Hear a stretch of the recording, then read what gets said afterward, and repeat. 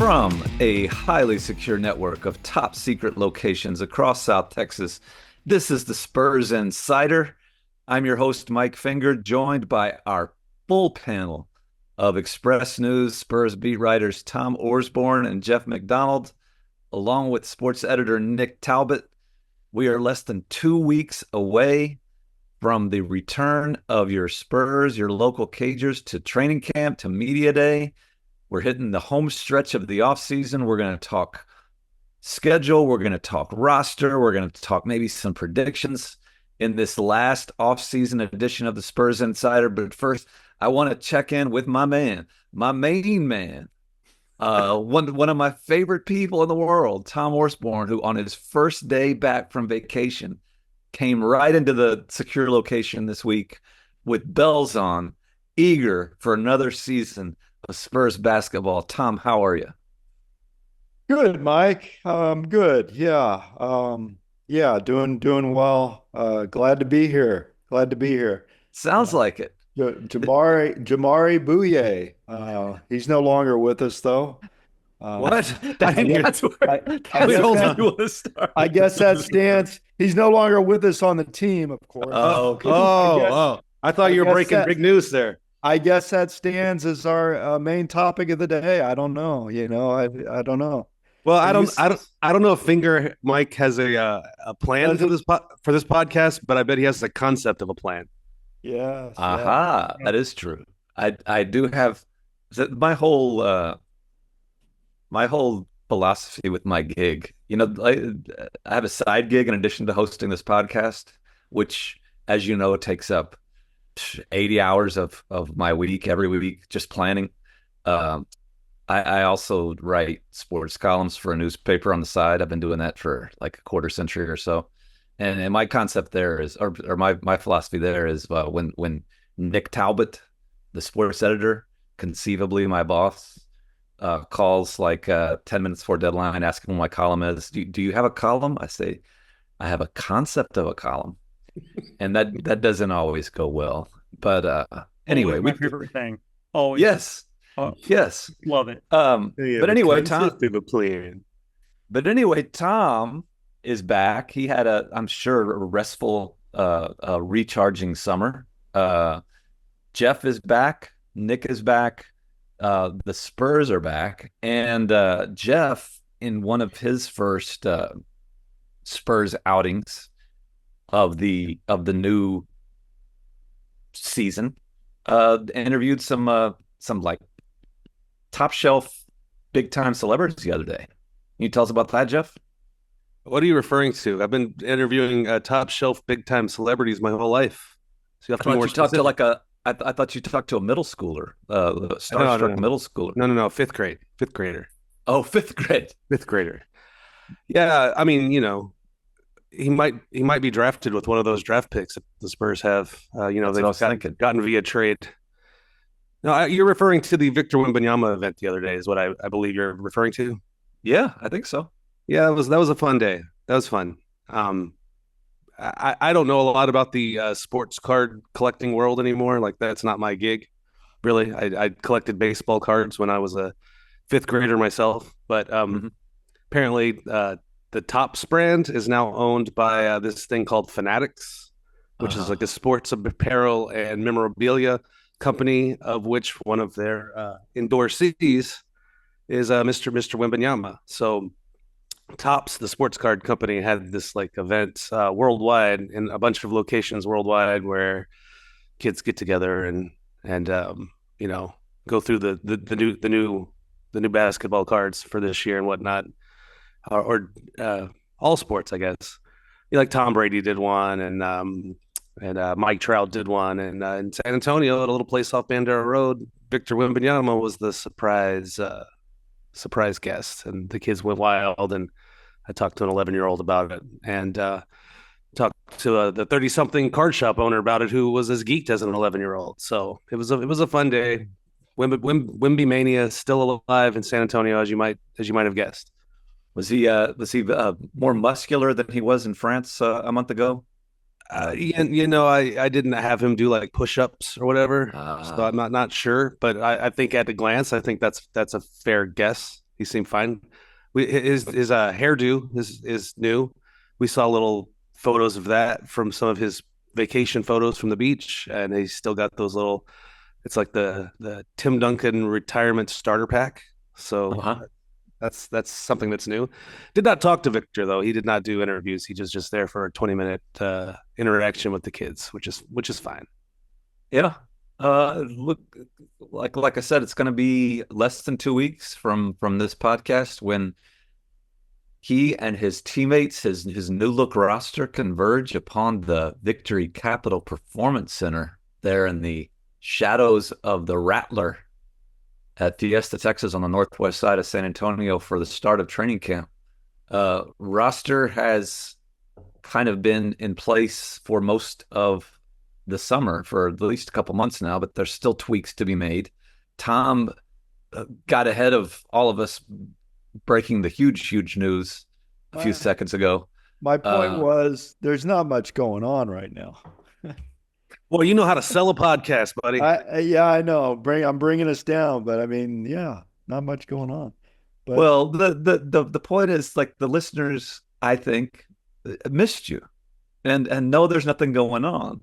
But when we were convening here in the secure location for this podcast this morning, and Tom hadn't shown up, Jeff pointed out, this is Tom's first day back from vacation.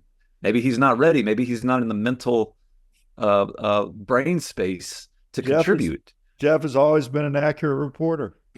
But my point was, like, when Tom is on the clock, he is on the clock. He's into it. And Tom's not going to come in here and just, half step.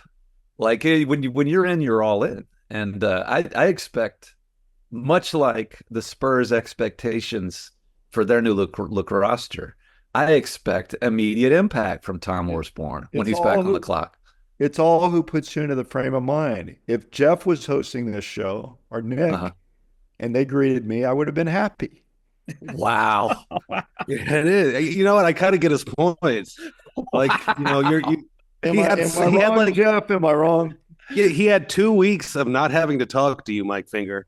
And you're the first voice he hears. Like, I would be a little like, this guy again too, Well, here's the question. You have that effect on people. I don't know if you know this. Here's the question, though. To get this back to the topic, why people conceivably listen to us. How does Greg Popovich fit into that spectrum? Like, are people the first day back? Jeremy Sochan. He doesn't want to talk to you either the first day back. That's how he fits. No. You're missing my point. Jeremy Sochan, I think I made mine. Keldon Johnson, the people who have known Greg Popovich for years, like, are they going to look at him like Mike Finger and be like, oh, this guy again?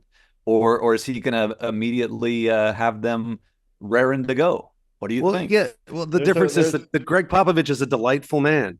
Yeah, I see. That's the big difference. And there's a power dynamic there. Yeah, we don't respect you. That's what he's saying. We have a complete lack of respect.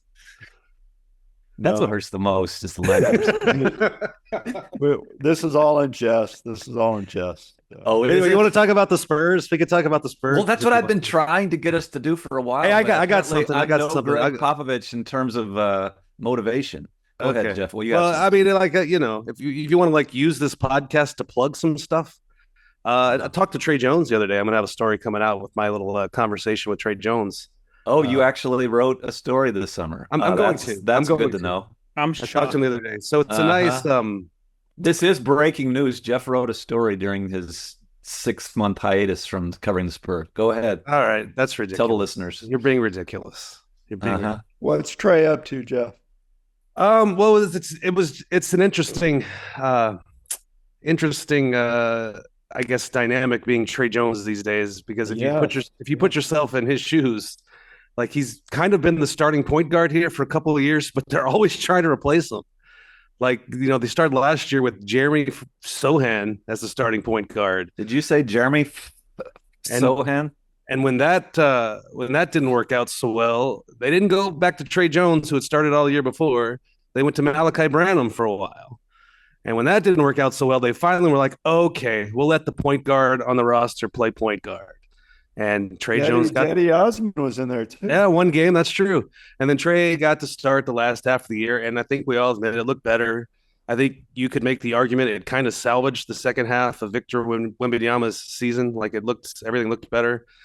And then they go into the offseason.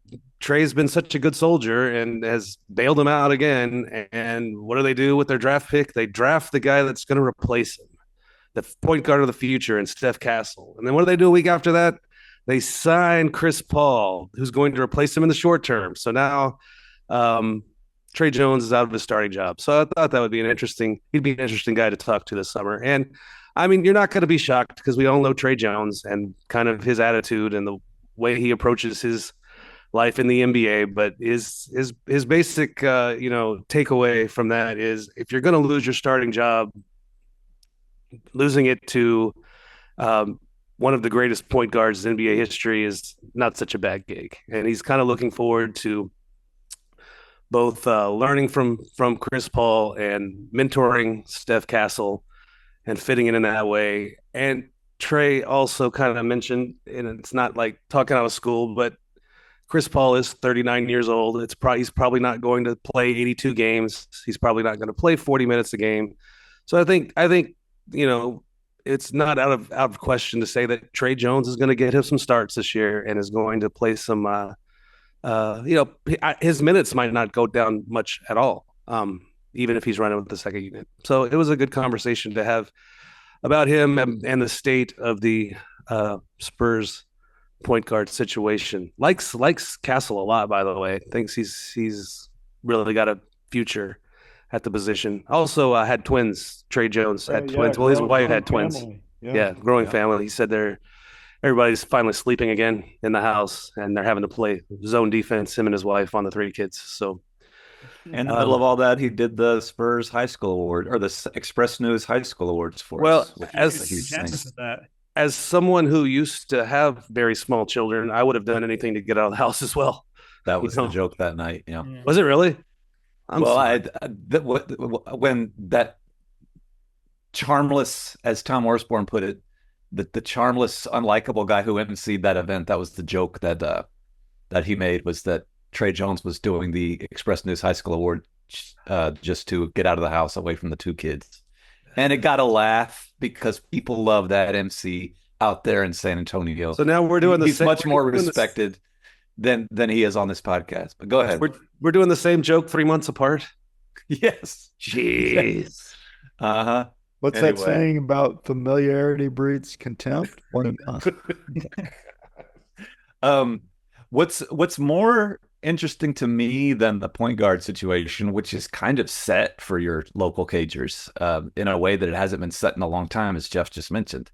You have maybe the best point guard of his generation in his late 30s, ready to take over the starting job. You've got the draft pick, who's the point guard of the future, and you've got Tre Jones kind of holding down the fort between them. Like you feel pretty good about point guard if you're the Spurs this year.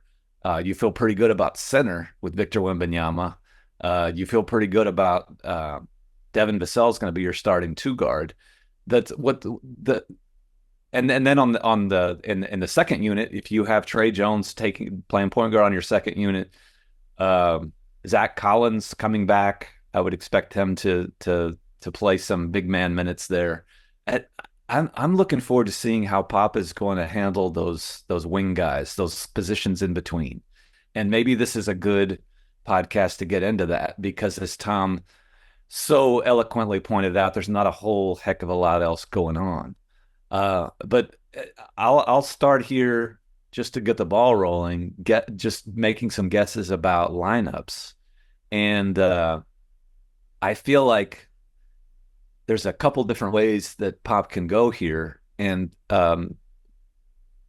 if you go Chris Paul at point guard, Devin Vassell at the 2, Victor at the 5, I feel like you acquired Harrison Barnes to be this veteran presence.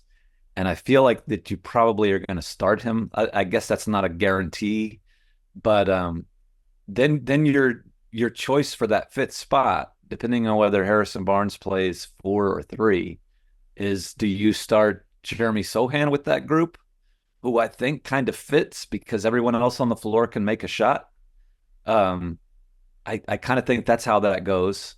I think Keldon Johnson, even though he made another team first move recently, showing his commitment to fitting in by giving up his number to Chris Paul. Like, is he going to do that again and graciously accept another season coming off the bench?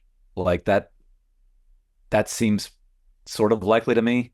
So then you have in the second unit Tre Jones, Stephon Castle, Keldon Johnson, and Zach Collins. Who's your fifth guy there? I know that's a lot of topics that are all at once, but Jeff, do you want to chime in on any of that? Well, it's not gonna. I don't really have anything interesting to say because I think you pretty much got it. Like that would be my guess as far as the starting five that you threw out there. Who's your fifth on the second unit? Is it Champagny or something like that? That's the get. Do you have Champagny on the second unit, which makes Keldon your 4?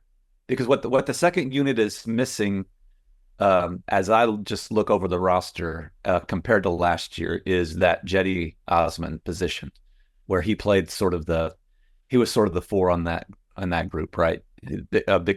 A bigger guy, even though he was on the wing a lot, but they don't have anybody who would be considered a power forward on their basketball card, on their Topps basketball card. So do you promote a guy like Mamu or Bassi or somebody like that and have 2 big men in the second unit, or does that second unit go small with the Champagny or Malachi Branham or somebody like that? City Sissoko.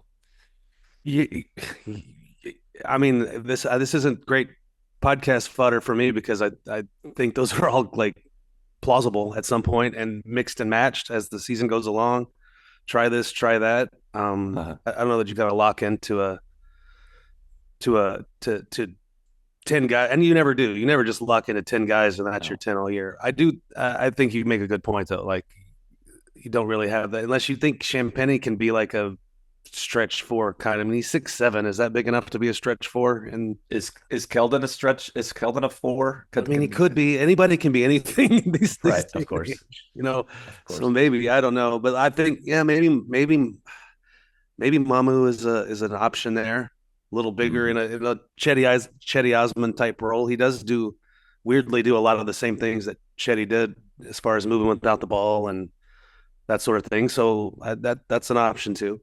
One of the challenges is I think 14, 15 guys will get minutes for your Spurs this year. I think that a lot of even your Blake Wesley's, Malachi Branham's, they're not completely off the map. I think Cedi Sissoko will see a step forward as young players often do in their second year with the Spurs. But you can only play 9 or 10 in any given game at any given time. Like, that's the rotation is a 9-10 man rotation, and it'll be that'll be what I'm looking to see early in the season is who makes that 10 man rotation coming out of camp, and like you said, there's a number of different ways you can go there.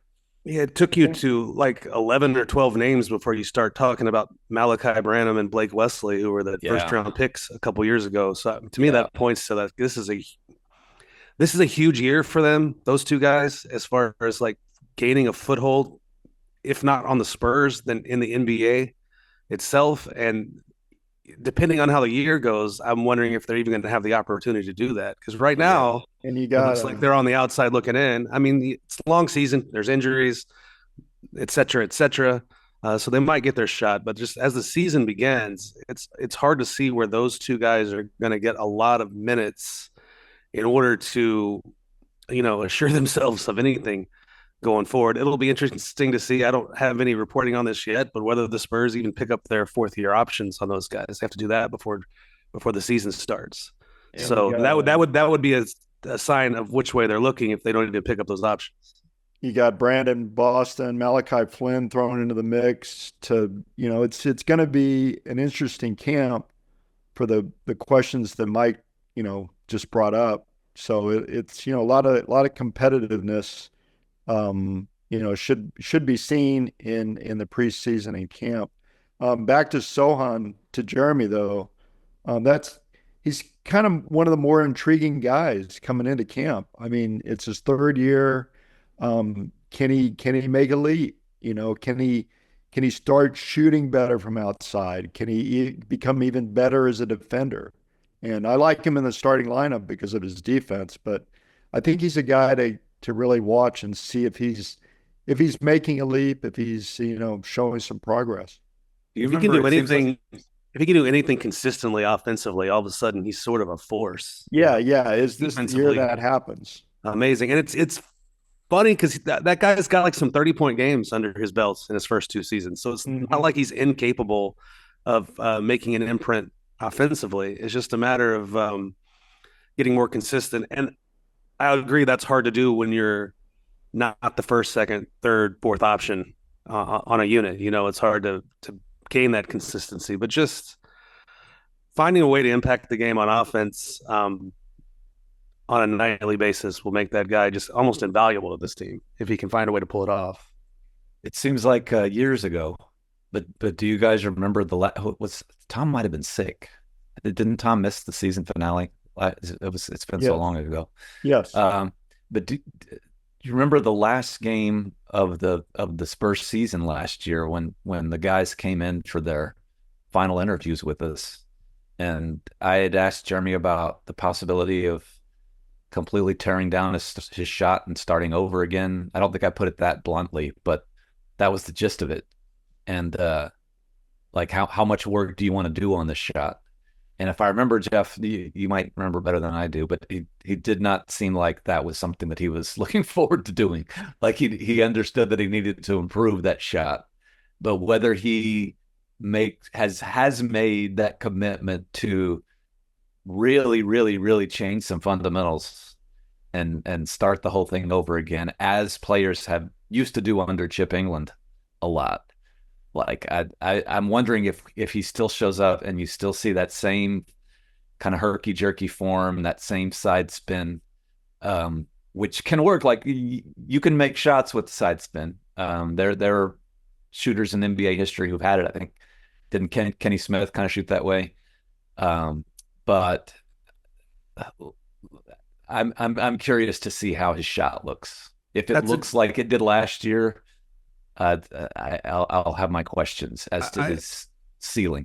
I had a different recollection of that exchange between you and him that last.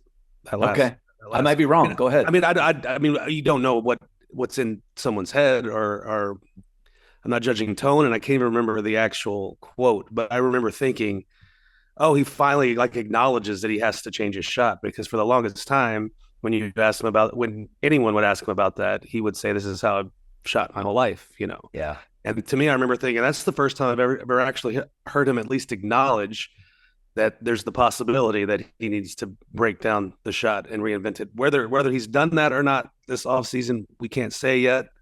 I think we'll get some early indicators on that here in a couple of weeks when we finally see them on the floor. But I just thought at least it's something for him to just say it out loud that, yeah, that's something he'd be open to is remaking it. So I think that's a fairer assessment. Thinking back on it, the thing about Jeremy is he's so cheeky, with all of his and that's a word that he uses with his self-described charming accent. He's self-described cheeky guy.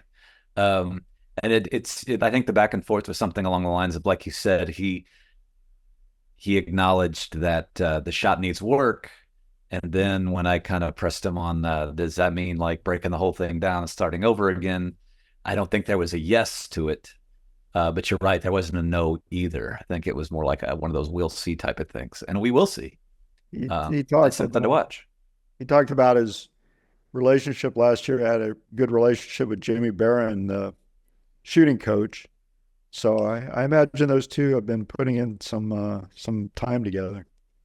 They put in some time at the big Texas UTSA football game last week. I'll tell you that. You want to talk about that big scandal? Manu. Let's talk about that scandal. Well, there's people apparently out there in secure locations across South Texas who and I'm not judging one way or the other, but that was not the most popular appearance that your local Cagers made. Yeah. They drove up to hated Austin.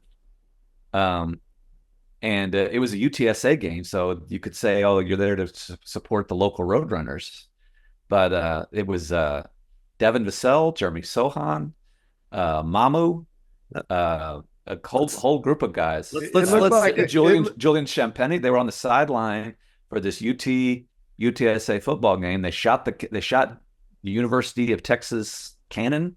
But what was the thing that set people up? Was it a social media post, Jeff, that kind of got people riled up? Where I think it's more that it certainly appeared, and I don't know if this is the case, but just from the social media, it appeared that they were there to support the university in Austin and not the university from their hometown in San Antonio. And let me give Puro credit where it's due. The photos I saw, Keldon Johnson was in a UTSA jersey.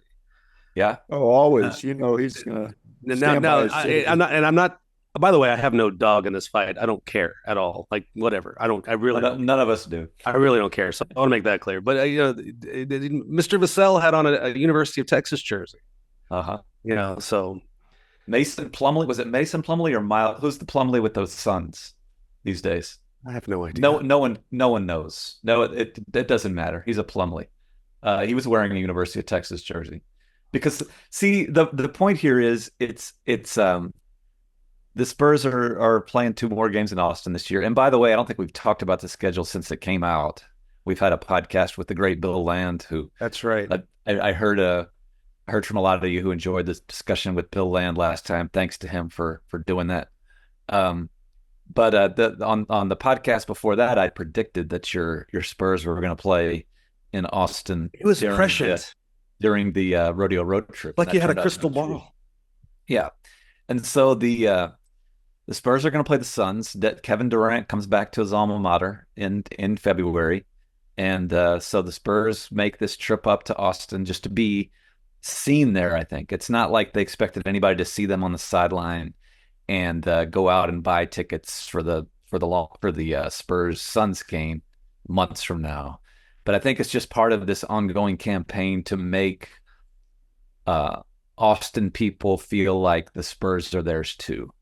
And when you look at the economics and you look at the attractiveness, the appeal of that market to the San Antonio, of an NBA organization in San Antonio, it's understandable. Like, why would you not want those people in Austin, those people in Austin to feel like they have some stake in the Spurs too? Like I get that.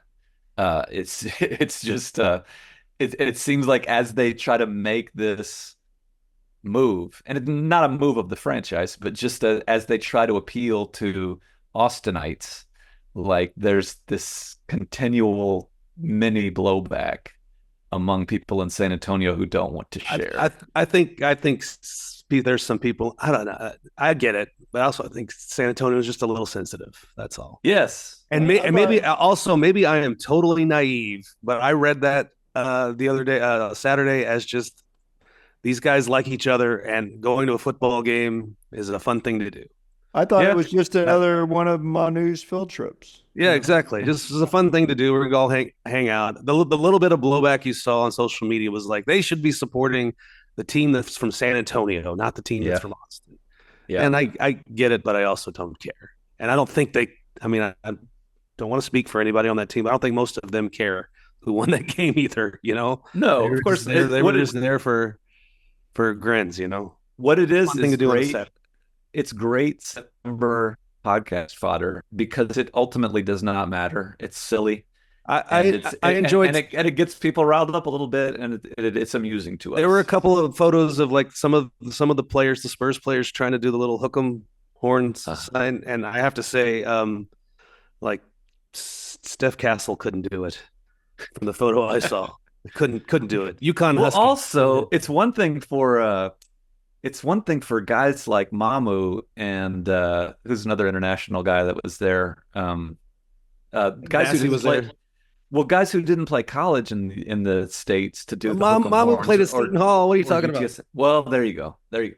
But like Stephon Castle, who just came off of back-to-back national championships at UConn, like why would he be wanting to do the hook 'em horns at all? Like that's the keys. They could have been Big 12 rivals at one point. Like Ohio State's Malachi Branham was there, and those teams could be playing for a national title this year. Yeah, exactly.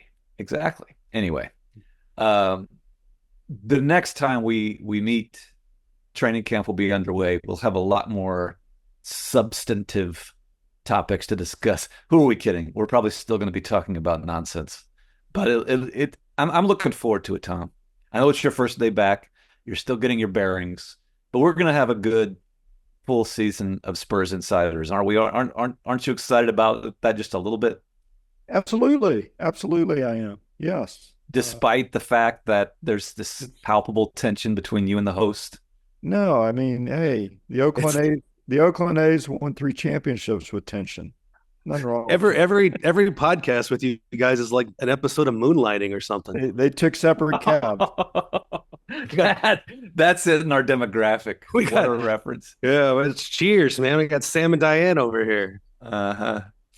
It's more like Charles Grodin and Robert De Niro. That's a heck of a movie, man. It is. Midnight Run. Great Midnight Run. I'd recommend that to the listeners out there for people if the youngsters. And it's in color. It's in color, kids. It's in color. Good one. We will see all of you once camp has begun at the end of this month. We'll be back on a regular schedule, maybe with a sponsor. That'd be good to get a sponsor back. We're going to have a big live event that we'll tell you about next time, coming up in October. A lot of you enjoyed the last time we did that. So look forward to that. And until we see you next time, take care of each other and keep it real.